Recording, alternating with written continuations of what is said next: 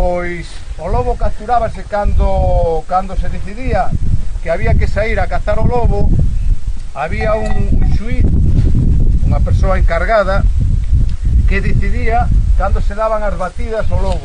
Entón, todos os povos, todas as casas, tiñan que pôr alo menos 2 persoas para facer o cordón, igual que se fai hoxe en día aínda nos curros para xuntar as bestas, nos curros de cabalos. Cada casa tiña que pôr 2 persoas para facer o cordón para capturar o lobo. Dende onde vimos andando, incluso dende máis lonxe, con trebellos que podían meter ruido, como eran utensilios de ferro, latas, chocas como estas, viñan metendo ruido para espantar o lobo hacia un lugar, e iban xuntándose pouco a pouco, a xente ibase xuntando, e ibanlle deixando punto de fuga exclusivamente esta zona. Entón o lobo iba escapando por esa zona hasta que chegaba un momento en que non tiña escapatoria.